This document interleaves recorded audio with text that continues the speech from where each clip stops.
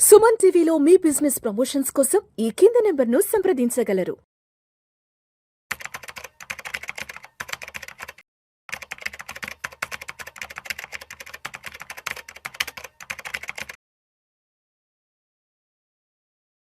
నమస్తే, welcome to Suman TV. నేను విష్ణు. ప్రస్తుతం నాతో పాటు senior stock market analyst Ramachandramurthy గారు ఉన్నారు. సార్తో మాట్లాడదాం. సార్ రామచంద్రమూర్తి గారు నమస్తే సార్. నమస్తే Vishnu garu. Yes, welcome to Suman TV and welcome to Vishnu talks. Thank you sir. Thank you so much for being with Vishnu talks Ramachandramurthy garu. Thank you అండి. ఎస్ రామచంద్రమూర్తి గారు, ఒక్కసారి Friday weekend 10th March Friday weekend market closing ఎక్కడో చూద్దాం sir. Sensex విషయానికి వస్తే 918 పాయింట్ల లాభంతో 77,550 వద్ద close అయింది. నిఫ్టీ విషయానికి వస్తే 275 పాయింట్ల లాభంతో 24,050 వద్ద క్లోజ్ అయింది. బ్యాంక్ నిఫ్టీ విషయానికి వస్తే 1091 పాయింట్ల లాభంతో 55,912 వద్ద క్లోజ్ అయింది.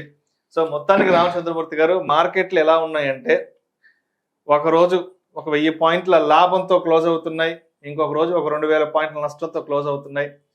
అంటే వారంలో 5 రోజులు ట్రేడింగ్ డేస్ ఉంటే ఒక రోజు పాజిటివ్గా ఒక రోజు నెగిటివ్గా క్లోజ్ అవుతున్నాయి. సో మొత్తానికి ట్రంప్ అయితే మాత్రం ఒక 2 వారాల పాటు యుద్ధం నుంచి విశ్రాంతి తీసుకుందామని చెప్పారు.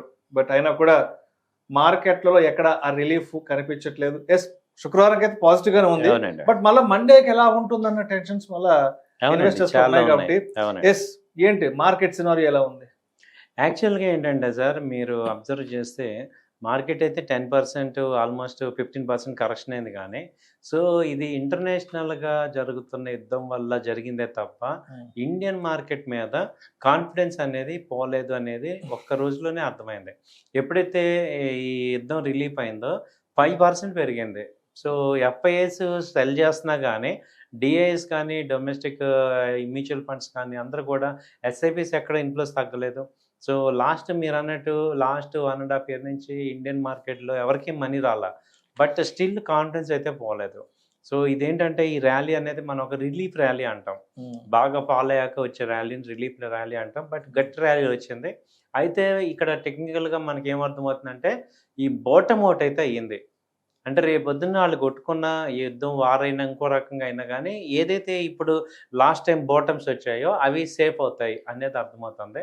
బట్ ర్యాలీ వచ్చినప్పుడు మంచి ర్యాలీ విపరీతంగా వచ్చింది కాబట్టి సో తర్వాత సస్టైన్డ్ ఫాలోవర్స్ వచ్చినా కానీ బట్ అవి ఏంటంటే డిస్కౌంట్ అయిపోయి బయింగ్ వస్తాయి. సో ఇక్కడ జరుగుతుంది ఏంటంటే ఇండియన్ మార్కెట్ ఇప్పుడు మీరు ప్రపంచంలో చూస్తే అసలు ఏ మార్కెట్ సేఫ్టీగా ఉంది సార్? ఇండియా మార్కెట్ తప్ప ఏ కంట్రీ పీస్ఫుల్గా ఉంది?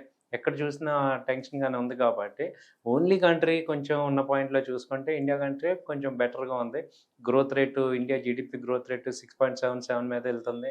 సో అలాగే మనకి ఓన్లీ ఇప్పుడు మొన్న క్రూడ్ పెరగటం వల్ల కొంచెం ఇబ్బంది ఉంది. కానీ బట్ ఇండియాలో క్రూడ్ పెరగలేదేమి, మనకు ఆల్రెడీ 50 days ఉందని చెప్పారు. మనం ఇప్పుడు 40 countries మనం ఆయిల్ కొంటున్నాం కాబట్టి ఇండియాకి పెద్దగా థ్రెట్ లేదు. కాబట్టి అంటే ఇప్పుడు ఇంటర్నేషనల్గా కూడా 20% క్రూడ్ తగ్గింది. మొన్న $120 నుంచి ఇప్పుడు 100కి వచ్చింది. యావరేజ్గా ఏంటంటే ఇప్పుడు లాస్ట్ టైం $60 మీద ఉంది. అక్కడి నుంచి ఇప్పుడు మొన్న February 28 యుద్ధం స్టార్ట్ అయినప్పుడు $60 దగ్గర ఉంది. ఇప్పుడైతే $100 95 ఉంది. సో అదేదన్నా 75-70 మధ్య వస్తే ఇండియా సేఫ్లో ఉన్నట్టే. సో ఈ 2-3 months అది కొంచెం పడుతుంది. సో ఈ యుద్ధం అన్నట్టుగా ఇప్పుడు వాళ్ళకు కూడా చాలా కాస్ట్లీ వార్ అయిపోయింది కాబట్టి వాళ్ళు ఎస్కేప్ అవ్వాలి. మ్యాక్సిమం ఆయుధాలన్నీ కూడా అయిపోయినాయని చెప్తున్నారు. సో 1-2 weeksలో లేదు, మ్యాక్సిమం ఇంకా కొట్టుకున్న 1 monthలో వాళ్ళు నార్మల్ అవుతారు. రైట్. కాబట్టి ఇంత విపరీతమైన కరెక్షన్స్ మొన్న వచ్చినట్టు వచ్చే ఛాన్సెస్ తక్కువ ఉన్నాయి సార్. సో ఇప్పుడు రామచంద్రమూర్తి గారు, ఒక్కసారి మార్కెట్ ఫాల్ గురించి చూస్తే దగ్గర 2024 సెప్టెంబర్ నుంచి మార్కెట్లు ఫాల్ అయ్యాయి. అంటే అక్కడి నుంచి ట్రంప్ అధ్యక్షుడిగా రావడం, తర్వాత ట్రంప్ విపరీతమైన టారిఫ్లు వేయడం, అక్కడ దాకా ఒక ఎత్తు, అక్కడ దాకా ఒక రకమైన డ్యామేజ్ మార్కెట్ బాగా జరిగింది. సరే, మొన్న ఫిబ్రవరి చివరాఖరు నుంచి మార్చి ఫస్ట్ వీక్ నుంచి యుద్ధం కారణంగా ఎక్కడా లేని మార్కెట్లో వాలటాలిటీ చూసాం కదా.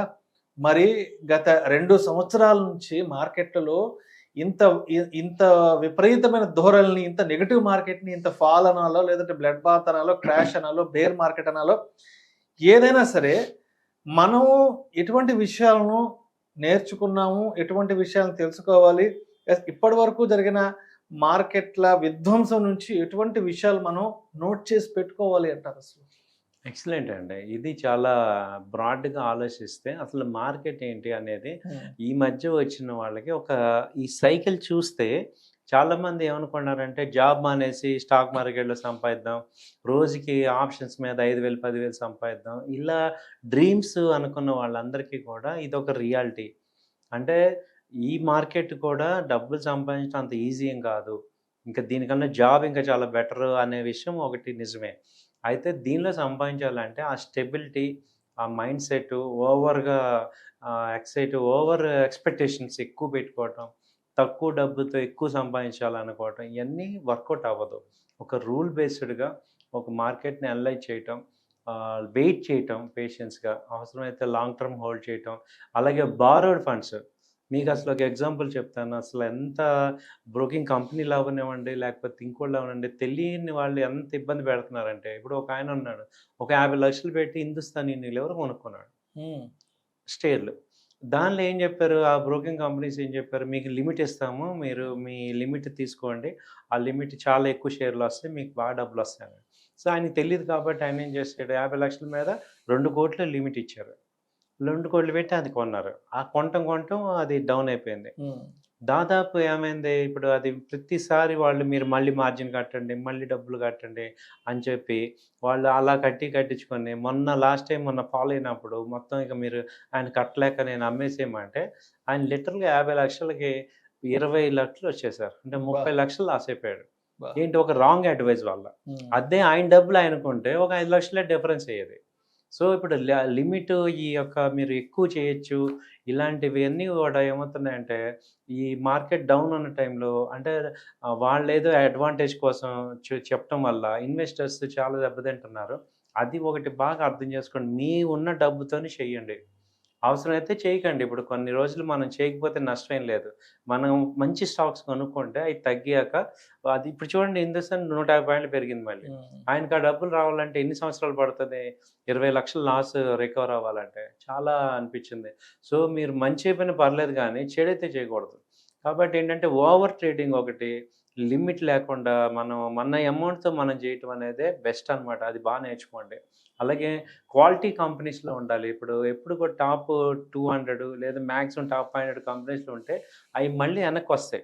ఇప్పుడు ఎల్&టీ ఉంది, మొన్న 10%, 15% కరెక్షన్, 1000 పాయింట్లు తగ్గింది. ఒక్క రోజులో 300 పాయింట్లు వచ్చింది. వేరే కంపెనీలు అంత ఫాస్ట్‌గా రావు.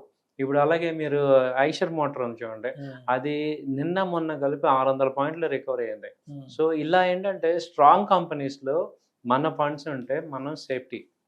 సో 80%, 70% మీ యొక్క క్యాపిటల్ అనేది టాప్ 200 కంపెనీస్‌లో పెట్టుకోవటం వల్ల మీరు సేఫ్టీలో ఉంటారనమాట. అంటే గుడ్ డేస్ ఉంటాయి, బ్యాడ్ డేస్ ఉంటాయి. బ్యాడ్ డేస్‌లో మనం ఏం చేయాలంటే మనం సేఫ్టీలో ఉండాలి. గుడ్ డేస్‌లో మీరు ఏ మిడ్ క్యాప్‌లో కొన్నా మనకి 24, 23 లోపే ఏ చిన్న కంపెనీ కొన్నా అది చాలా ర్యాలీ వెళ్ళింది. అంటే మీరు అర్థం చేసుకోవాలంటే గుడ్ డేస్ ఏంటి, బ్యాడ్ డేస్. మార్కెట్‌కి కూడా ఉంటాయి మంచి రోజులు, చెడ్డ రోజులు. మనుషులకి ఎలా ఉంటాయో మార్కెట్‌కి కూడా ఉంటాయి. సో మీరు మార్కెట్‌లో బ్యాడ్ డేస్‌లో ఉన్నప్పుడు గుడ్ కంపెనీస్‌లో పెట్టుకోవాలి. సో వన్స్ ఆ మార్కెట్ రివర్స్ అయినప్పుడు ఈ మిడ్ క్యాప్, స్మాల్ క్యాప్‌లో ఒక 30% ఇన్వెస్ట్ చేసుకొని ర్యాలీలో పార్టిసిపేట్ చేయండి. ఇవి నేర్చుకోవాలి. సో ఇప్పుడు ఇంకా నిఫ్టీ విషయానికి వస్తే ప్రస్తుతానికైతే మాత్రం 24,050 వద్ద, సో వీకెండ్లో అక్కడ సెటిల్ అయింది నిఫ్టీ. సో ఇంకా సపోర్ట్ అండ్ రెసిస్టెన్స్ ఇంకా ఎక్కడుంది నిఫ్టీకి అసలు? ఇప్పుడు నిఫ్టీకి వచ్చారు. ఇప్పుడు రెసిస్టెన్స్ తీసుకుంటే ఇప్పుడు 24,000 అబోవ్ పాజిటివే, 24,400 మేజర్గా రెసిస్టెన్స్ కనపడుతుంది. అలాగే డౌన్ సైడ్ చూసుకుంటే మొన్న 23,700 నుంచి 23,500 వరకు మేజర్ మళ్ళీ సపోర్ట్ ఉంది. నెక్స్ట్ ఇది అంతకుముందు 60,000 దాకా వెళ్ళి 50,000 వచ్చింది కాబట్టి ఇది ఏంటంటే 57, 58 మేజర్ రెసిస్టెన్స్ ఉన్నాయి. సో బ్యాంకింగ్ స్టాక్స్ కూడా ఇప్పుడు ర్యాలీ బాగా వచ్చే ఛాన్సెస్ ఉన్నాయి. సో ఉన్న సెక్టర్స్ కూడా మీరు అడిగితే ఏంటంటే సెక్టర్స్లో బాగా గ్రోయింగ్ సెక్టర్స్ ఏంటంటే ఇప్పుడు డిఫెన్స్ మళ్ళీ పికప్ అయింది. తర్వాత ఆటోమొబైల్ ఎస్పెషల్ ఎలక్ట్రికల్ వెహికల్స్ బాగా సేల్ అవుతున్నాయి. ఎందుకంటే ఇవాళ రోడ్డు మీద మనం ఈ పెట్రోల్ కోసం చూసి ఇవాళ ఎలక్ట్రికల్ వెహికల్ ఉన్న వాళ్ళు చాలా అదృష్టవంతులు అనిపించింది. ఎందుకంటే ఛార్జింగ్, ఇప్పుడు ఆ ఛార్జింగ్ కోసం మళ్ళీ కరెంట్ బిల్ లేకుండా సోలార్ సో సోలార్కి కూడా ఇప్పుడు నిజంగా డిమాండ్ ఉంది. సోలార్ ఎలక్ట్రికల్ వెహికల్ కాంబినేషన్ బాగుంటుంది. Green energy sector theme, Sector బాగా వర్కౌట్ అవుతుంది. Defence theme, defence theme.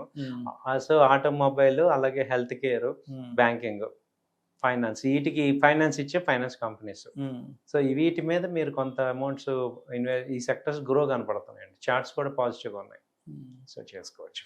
So అయితే రామచంద్రమూర్తి గారు, అంటే మార్కెట్లు ఇప్పుడిప్పుడే కొంత రికవర్ అవుతున్నాయి. ఆల్మోస్ట్ 72,000 దాకా చూసే మార్కెట్లు మళ్ళీ ప్రస్తుతానికి ఇంకా 76, 77, 78 వరకు వెళ్తున్నాయి. కాబట్టి ఎస్ ఇప్పుడైనా రియలైజ్ అయ్యి మళ్ళీ మార్కెట్లు పెరగబోతున్నాయి, మార్కెట్లకు మంచి రోజులు రాబోతున్నాయి అని ఐడెంటిఫై చేసి మార్కెట్లోకి వద్దాం, రావాలి అనే ఆలోచన ఉన్న వాళ్ళకి మీరు ఏం చెప్తారు? వాళ్ళకి ఏం చెప్తున్నానంటే, ఇప్పుడు ఈ మార్కెట్స్ని చూసి అందరూ కూడా ఏం చేస్తున్నారంటే, మీ అమౌంట్స్తోనే మీరు రండి, అది బారోడ్ అమౌంట్ చేయొద్దు. ఇప్పుడు గోల్డ్ లోన్ పెట్టుకొని లేకపోతే అప్పులు చేసుకొని రాకూడదు. మనం ఒక క్యాలిక్యులేటెడ్గా కొంత అమౌంట్ పెట్టుకోవాలి. అయితే 60% లార్జ్ క్యాప్ టాప్ కంపెనీస్లో 60% క్యాపిటల్ పెట్టుకోండి, 40% మిడ్ క్యాప్ స్మాల్ క్యాప్లో ప్రాక్టీస్ చేసుకోవచ్చు. సో అలాగే నాలెడ్జ్, ఇప్పుడు ఒక టెక్నికల్గా ఏ కంపెనీలు బాగున్నాయి ఏంటి అనేది చూసుకోండి. ఆ నాలెడ్జ్ ఓరియంటెడ్ స్టడీ చేయటం వల్ల మీకు మంచి సక్సెస్ అవుతారు. ఇలాంటి టైం ఇది రైట్ టైం అనమాట. యాక్చువల్గా అందరూ భయపెట్టినప్పుడు ఇన్వెస్ట్ చేయాలి యాక్చువల్గా. సో ఇప్పుడు ఇంత పర్సంటేజ్ డౌన్ అయినప్పుడు ఈ మధ్యకాలంలో ఎప్పుడు మేము చూడలేదు మనం లాస్ట్ ఈ రేంజ్లో పాలు. సో ఇది రైట్ టైం అనమాట. మంచి కంపెనీస్లో ఇన్వెస్ట్ చేస్తే మంచి ప్రాఫిట్స్ చాలా ఫాస్ట్గా వచ్చే ఛాన్స్ ఉన్నాయి. నెక్స్ట్ ఏంటంటే, ఇప్పుడు ఎటు వార్ అయిపోయింది కాబట్టి నెక్స్ట్ మళ్ళీ బుల్ ర్యాలీ రావాల్సిందే. ఎందుకంటే ఇది ఒక సైకిల్, ఎవ్రీ 3 ఇయర్స్కి బుల్ ర్యాలీ వస్తుంది. ఈ ఎలక్షన్స్ అయిపోతే ఇంకా గవర్నమెంట్ ఇంప్లిమెంట్స్ ఉంది, స్టేట్ ఎలక్షన్స్ అయిపోతే సో ఇంకా ఛాన్సెస్ టెక్నికల్గా అయితే మంత్లీ చార్ట్స్ అన్ని పాజిటివ్ చూపిస్తున్నాయి. సో ఛాన్స్ బాగున్నాయి. ఎస్, ఇప్పుడు మొత్తానికి శుక్రవారం అయితే మాత్రం మార్కెట్లు గ్రీన్లో క్లోజ్ అయ్యాయి కాబట్టి ఎస్ మండేకి, అంటే శుక్రవారం మార్కెట్ని దృష్టిలో ఉంచుకొని ట్రేడర్స్ ఆర్ ఇన్వెస్టర్స్ అనేవాళ్ళు మండేకి ఎలా సిద్ధంగా ఉండాలి? మండే కొంచెం డిప్ ఎక్స్పెక్ట్ చేస్తున్నాం. అంటే కొంచెం డిప్ వస్తుంది, అంటే డౌన్ ఒక 100 పాయింట్స్ 150 పాయింట్స్ డౌన్ అయ్యి మధ్యాహ్నానికి ర్యాలీ వస్తుంది. ఆ డిప్ రాగానే ఏమవుతుందంటే, ఈ వీక్ ట్రేడర్స్ అందరూ కూడా, ఇన్వెస్టర్స్ అందరూ కూడా అమ్మేసుకుంటారు. సో ఇంకా పాత రిమెంబరెన్స్ ఉంటుంది, మార్కెట్ ఇంకా కిందకి వెళ్ళిపోతుందా అని. సో కొంత డిప్ వచ్చి మళ్ళీ రివర్స్ అవుతుంది. ఈవెన్ మార్నింగ్ గ్యాప్ అప్ అయినా కానీ కొంచెం డిప్ అయితే డౌన్ వస్తుంది. మండే ట్యూస్డేలో కొంచెం డౌన్ వచ్చి మళ్ళీ ర్యాలీ వస్తుంది. ట్రెండ్ అయితే ఇప్పుడు పాజిటివ్ సైడ్ ఉందండి, ర్యాలీ ఛాన్సెస్ ఉన్నాయి. So every downside is a buying opportunity కింద తీసుకోవచ్చు. Thank you sir, thank you so much Ramachandramurthy garu. Thank you అండి. గత వారం అంతా మార్కెట్లో ఏం జరిగింది, రాబోయే వారం మార్కెట్లు ఏ విధంగా ఉంటాయి ఏంటి, ట్రేడర్స్ ఆర్ ఇన్వెస్టర్స్ అనే వాళ్ళు మార్కెట్ ఏ విధంగా సిద్ధంగా ఉండాలి అన్న దాని గురించి చాలా చక్కగా తెలియజేశారు. Thank you so much sir. Thank you అండి. నమస్తే.